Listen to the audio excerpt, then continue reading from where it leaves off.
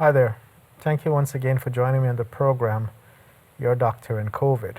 I'm Dr. Mahendra Carpen. I'm the head of medical services and cardiology at the Georgetown Public Hospital Corporation.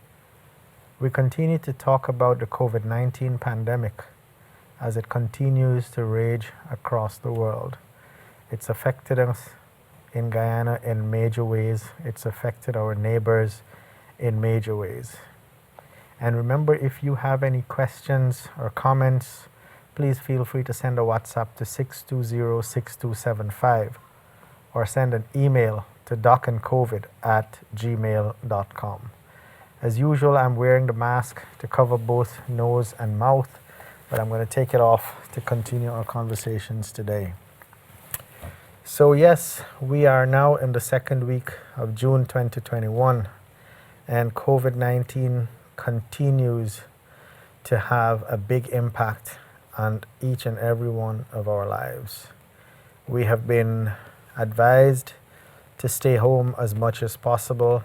We have curfews that are set there to ensure that we're not too late out in public places.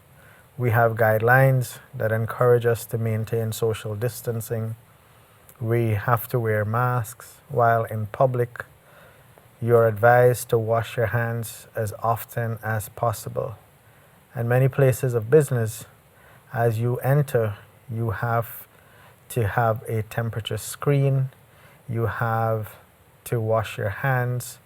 And some places may also have these spray booths that you have to walk through in order for something to sterilize your whole body from head to toe as you enter the places of business. It has changed the way we interact with each other. It has changed our expectations.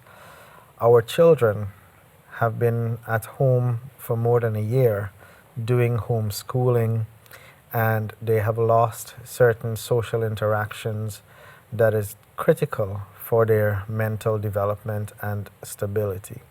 So COVID-19 is no stranger to us. It has changed us. It has changed our world. And too many persons have been affected in severe, very tragic ways. In Guyana, for example, we have lost too many lives. Over 400 persons have lost their lives. And so therefore that's 400 families that have been put into mourning. And those are holes that can never be filled. People have been taken from us and they're never coming back. We are not alone in this fight. In the world, actually, there has been a tremendous number of persons who have tested positive for COVID-19 so far. In the world, actually, there has been almost 175 million people testing positive for COVID-19. Imagine that number, 175 million people testing positive. Guyana doesn't have 1 million in terms of our population. More than 3.5 million people have died worldwide from COVID-19. 3.5 million, imagine that. And luckily we have had a large number of persons recovering from the acute illness as well.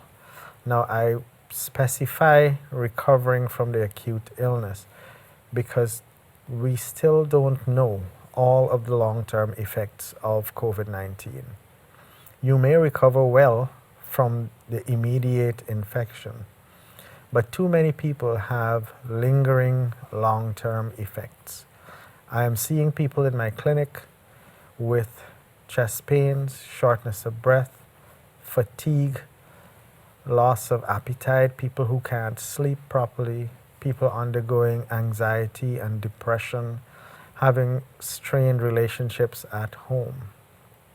There's also been an increase in domestic violence, in violence against children and the elderly during this time of COVID-19.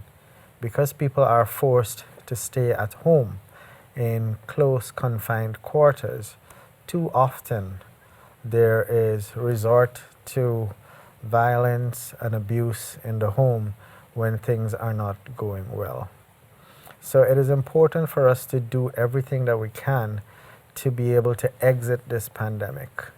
And we can do so by two ways. One is to recover from the natural infection of the disease, or the second way, which is more preferable, is to actually get your vaccines and then develop immunity or resistance to COVID-19. So we see across the world that it has had a devastating effect by infecting over 175 million people almost, and as well as causing more than 3.5 million deaths across the world. What's the case in Guyana?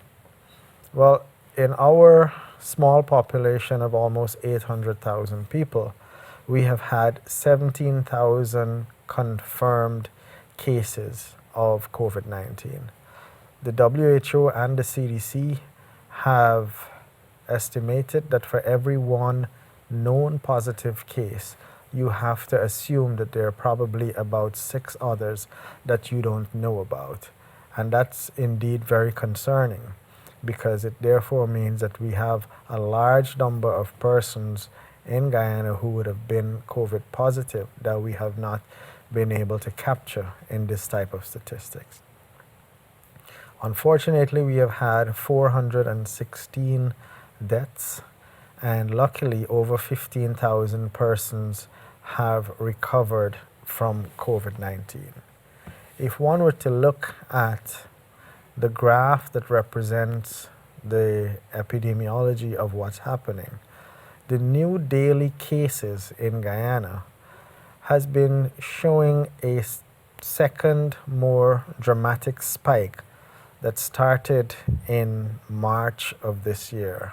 That's March 2021.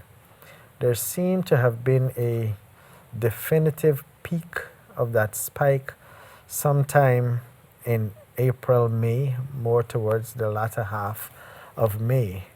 And if you were to follow the graph itself, it seems like our new daily cases is on the decline. I hope that is true for all of our sakes, because we know the devastating effects of COVID-19. It can cause death, it can cause destruction, and it can change lives. Somewhere between 2 to 3% of persons who are positive with COVID-19 will die, depending, it doesn't matter where you are, whether you're in New York, whether you're in Boston, whether you're in Georgetown, or whether you're in London. The statistics seem to be the same across the world.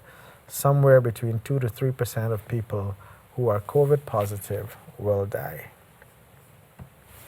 What happens to the number of active cases? And this is an important thing to know, because if you consider a concept that each one person who is positive can infect between 2 to 3 others, then you have to understand how dangerous this thing is.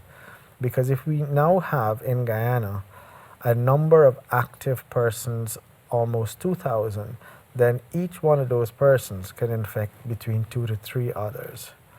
Thankfully, the number of active cases, again, even though they spiked in April and May, in Guyana we seem to be on the downward trend again for that graph.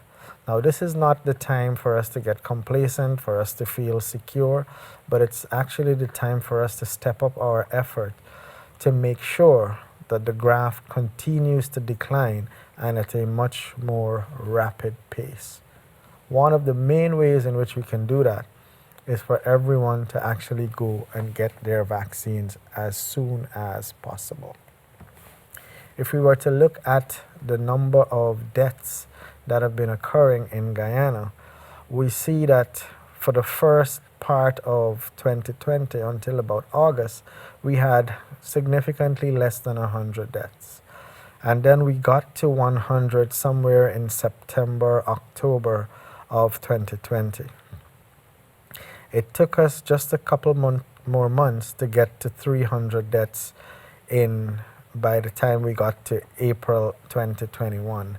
And unfortunately, the rate of death has increased dramatically, where we have now over 400 deaths, with 200 of those coming in the last couple of months. So it's important for us to recognize how much of a danger period we are in and we have been in, and we need to continue our efforts to keep everyone safe, not just yourself. And again, I will say it, the best way to do this is to ensure that everyone who is 18 and over, everyone who is eligible for the COVID-19 vaccine, that you should actually take the vaccine. If you have taken it, but there are persons who you know who are hesitant to take it, please encourage them. Try to share with them educational material, let them make that decision quickly so that we can all continue to have a fighting chance of exiting this COVID-19 pandemic. Guyana is not alone in experiencing the devastating effects of COVID-19. Our very close ally across the Caribbean Sea in Trinidad and Tobago have also been experiencing their own challenges.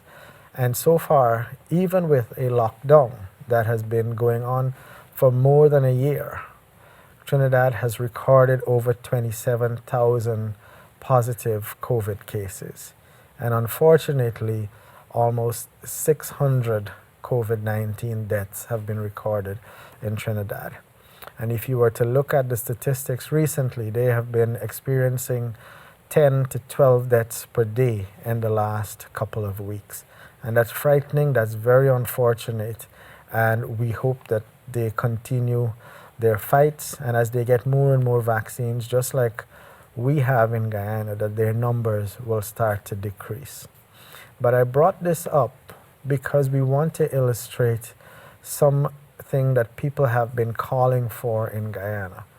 We have seen our numbers up, and people have then stepped up their calls for a total lockdown in Guyana. Well, we have examples of countries that have tried the lockdown strategy, and it has not really worked in the way that we anticipate that it should.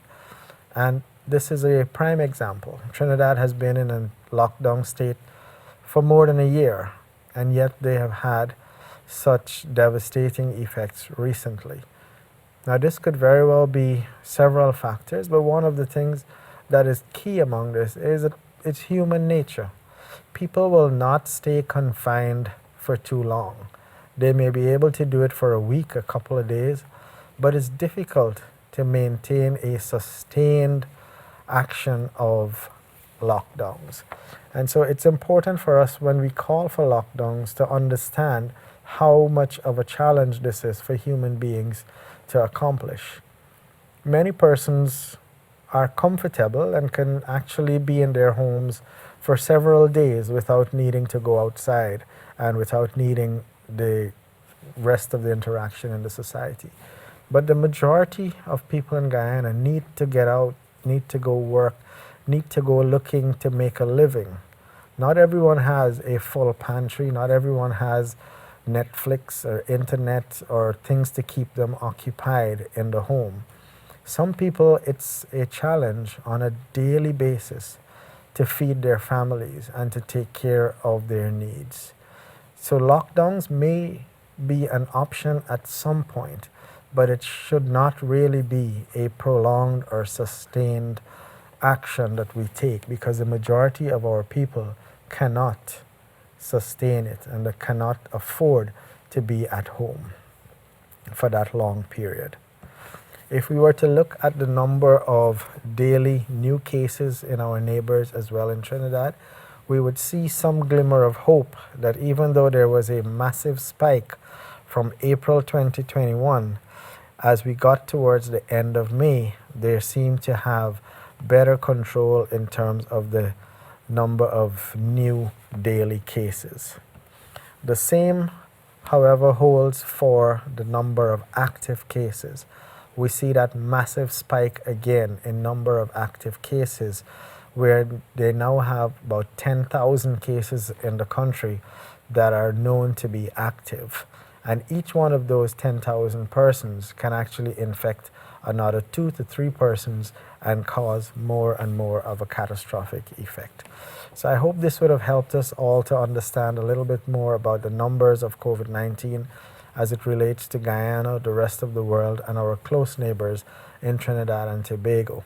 Remember, if you have any questions or comments, please feel free to send a WhatsApp message to 620-6275, or you may send an email to docandcovid@gmail.com.